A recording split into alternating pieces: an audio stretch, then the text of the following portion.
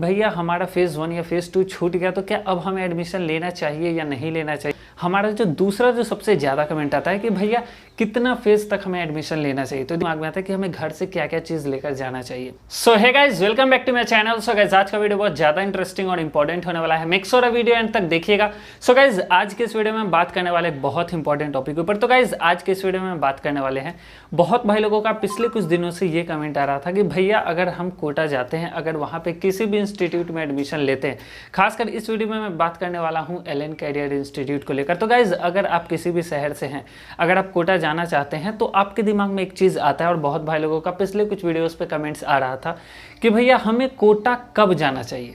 क्योंकि ज़्यादातर जो बच्चे, जैसे कि अगर अभी का हम बात करें तो अभी जून का महीना है और अभी कोटा में बहुत ही जोरों शोर से एडमिशन का जो प्रोसेस है वो चल रहा है। ठीक है, अगर आप लोग कोटा से बिलोंग करते हैं तो आपको अच्छा से पता होगा, बहुत सारे लोग कोटा चले गए, बहुत सारे स्टूडेंट्स कोटा चले गए, उनका मैसेज आता है तो पता चलता है बहुत लोग एडमिशन ले चुके हैं। लेकिन अभी भी 20% ऐसे लोग हैं जो अभी तक एडमिशन नहीं लिए हैं, चाहे वो किसी एग्ज़ाम की वजह से या कुछ फाइनेंशियल रीज़न के वजह से या कोई और भी रीज़न हो सकता है जिसके वजह से अभी तक कुछ भाई लोग हैं जो कि एडमिशन नहीं लिए हैं।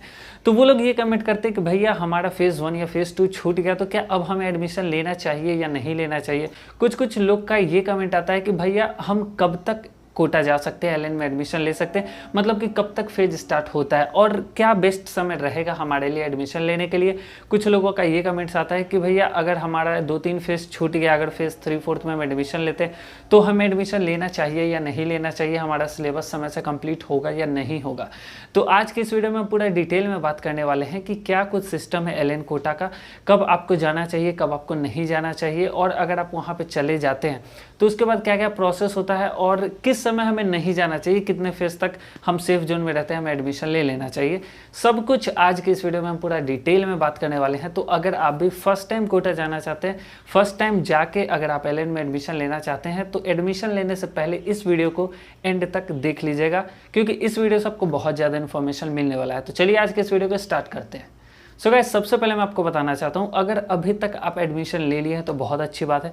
अगर अभी तक आपने एडमिशन नहीं लिया है तो इसमें कोई भी दिक्कत नहीं है, अभी से भी आप एडमिशन ले सकते हैं।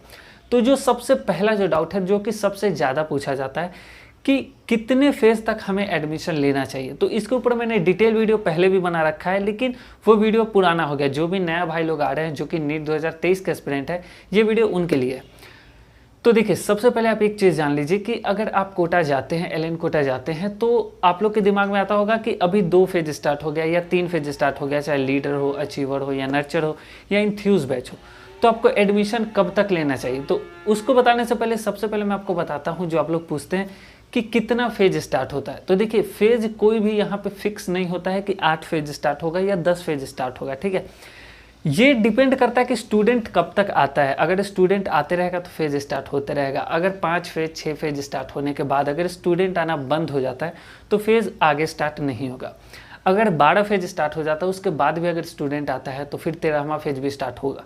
तो सबसे पहले आप लोग ये चीज़ अपने माइंड में फिक्स कर लीजिए कि फेज फिक्स नहीं होता है कि कितना फेज स्टार्ट होगा। ये डिपेंड करता है आप लोग के ऊपर, स्टूडेंट के ऊपर। स्टूडेंट जैसे जैसे आएंगे फेज स्टार्ट होते रहता है। बाकी अगर हम फेज का बात करें कि कितने कितने दिन पे स्टार्ट होता है, तो अगर फेज़ 1 अगर 1 तारीख को स्टार्ट हुआ तो फेज़ 2 जो है वो 15 से 30 दिन के बीच में एकदम कंफर्म है कि स्टार्ट हो जाएगा। मतलब कि एक महीना पे फेज स्टार्ट होता है ज़्यादातर, वैसे 20 दिन पे भी स्टार्ट हो जाता है, 25 दिन पे भी। ये सब डिपेंड करता है कि कितने नंबर ऑफ स्टूडेंट्स आ रहे हैं कोटा और कितना एलन में पढ़ना चाहते हैं, एडमिशन लेना चाहते हैं, तो ये बच्चों के ऊपर डिपेंड होता है। ठीक है, कोई भी फेज पहले से फिक्स नहीं होता है कि हमें सिर्फ 6 फेज या 7 फेज स्टार्ट करना है। तो ये डाउट क्लियर हो गया।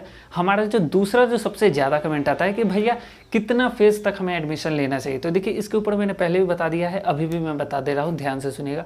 फेज़ 1, 2, 3, 4 यहाँ तक आप आंख बंद करके एडमिशन लीजिए, कोई भी दिक्कत नहीं है। फेज़ 5 में भी आप एडमिशन ले सकते हैं, कोई भी दिक्कत नहीं है। फेज़ 6 आप समझ सकते हैं मीडियम।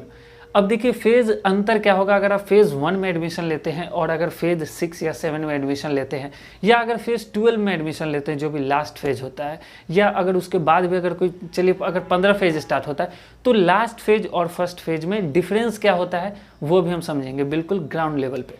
तो देखिए, अगर आप फेज़ 1 में एडमिशन लेते हैं तो फेज़ 1 किसे बोलते हैं? फेज़ 1 मतलब कि पहला बैच। ठीक है, फेज़ 1 मतलब फर्स्ट बैच। तो पहला जो फेज स्टार्ट होता है वो सबसे स्टार्टिंग में होता है। तो अगर आप फेज़ 1 में एडमिशन लेते हैं तो उसमें आपको सबसे ज़्यादा समय मिलता है प्रिपरेशन करने के लिए, और जो टीचर का जो पढ़ाने का जो स्पीड होता है वो सबसे कम होता है। अगर फेज़ 2 का बात करें तो फेज़ 1 और फेज़ 2 ये दोनों का जो स्पीड होता है लगभग एकदम सेम होता है, ठीक है। बाकी जैसे जैसे फेज़ ऊपर बढ़ता जाएगा, जैसे जैसे समय घटता जाएगा, वैसे वैसे जो आपका टीचर है उसका स्पीड भी बढ़ता जाएगा। जैसे कि अगर आप फेज़ 1 में एडमिशन लेते हैं तो सेम चीज़ की पढ़ाई के लिए अगर आप फेज़ 15 में एडमिशन लेते हैं, तो अगर आप फेज़ 1 के लिए अगर जून में एडमिशन लेते हैं और अगर आप फेज़ 10 मान के चलिए कि आप नवंबर में एडमिशन लेते हैं, तो जो चीज़ के लिए यहाँ पे आपको 12 महीना मिलेगा उसी चीज़ के लिए वहाँ पे आपको 3-4 महीना कम मिलेगा।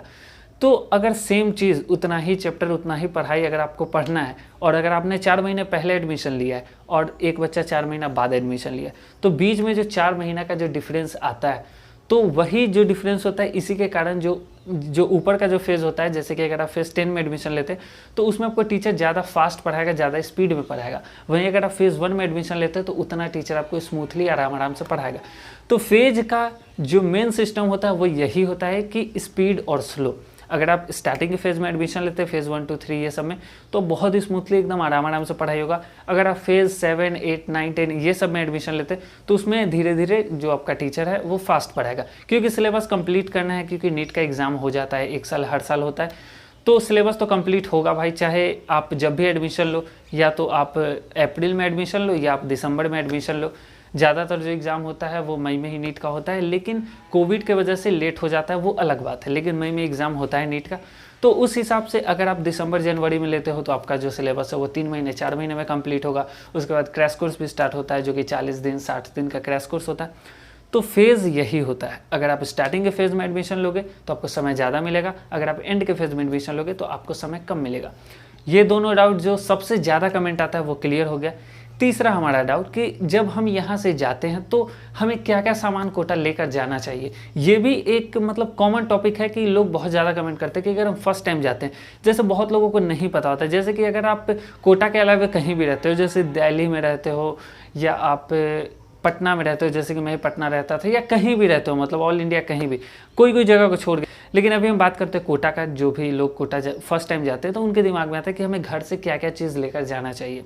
तो मैं आपको बता देता हूँ कि घर से आपको कुछ भी नहीं लेके जाना है, कुछ भी नहीं। सिर्फ आपको अपना पर्सनल सामान लेके जाना है, कुछ भी बाकी का नहीं ले जाना है। जैसे मैं क्या कहने का कोशिश कर रहा हूँ, जैसे कि आपको सिर्फ अपना बेडशीट ले लेना है, एक पिलो कवर ले लेना है, जो भी आपका पर्सनल चीज़ है, फेस वॉश, तेल, शैम्पू वगैरह ये सब, मतलब जो भी है बस आपको यही सब चीज़ लेके जाना है। जो तकिया, गद्दा, फोल्डिंग या जो भी बेड वगैरह होता है, पंखा, tubelight, bulb, study table, chair, bucket वगैरह सब कुछ वहाँ पे आपको रूम ओनर प्रोवाइड करता है। चाहे आप हॉस्टल लो, चाहे आप पीजी लो। अगर आप पीजी भी लेते हो उसमें भी आपको एसी या कूलर प्रोवाइड किया जाएगा, पंखा तो सब में रहेगा। हॉस्टल भी लेते हो तो उसमें आपको एसी प्लस पंखा, स्टडी टेबल, चेयर, बकेट वगैरह सब कुछ, मतलब A to Z सामान आपको मिलता है। फुल आपको बेड मिल जाएगा या फोल्डिंग मिल जाएगा, उसका मैट्रेस भी मिल जाएगा। बस आपको अपना एक बेडशीट और एक पिलो कवर चाहिए, बाकी आपका रहने का काम खत्म। तो गाइज ये तीनों ऐसा क्वेश्चन था जो कि हर दिन कहीं ना कहीं कमेंट में पूछा जाता है। हर दिन मैं ये चीज़ देखता हूँ और बहुत ज़्यादा इंस्टाग्राम पे भी DM आता है।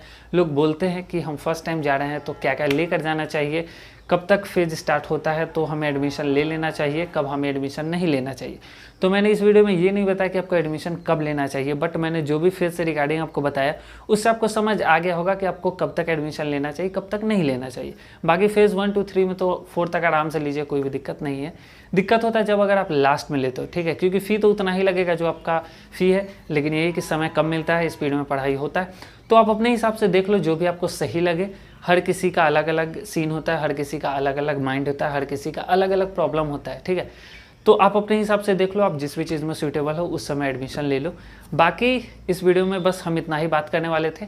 आई होप कि आपको वीडियो पसंद आया होगा। अगर वीडियो अच्छा लगा तो लाइक कमेंट से जरूर कीजिएगा, और अभी तक चैनल को सब्सक्राइब नहीं किए हैं तो सब्सक्राइब कर लीजिए और बेल आइकन को प्रेस कर दीजिए, जिससे कि हमारे अपलोड्स की सारी नोटिफिकेशन आपका टाइम पे मिलती रहे।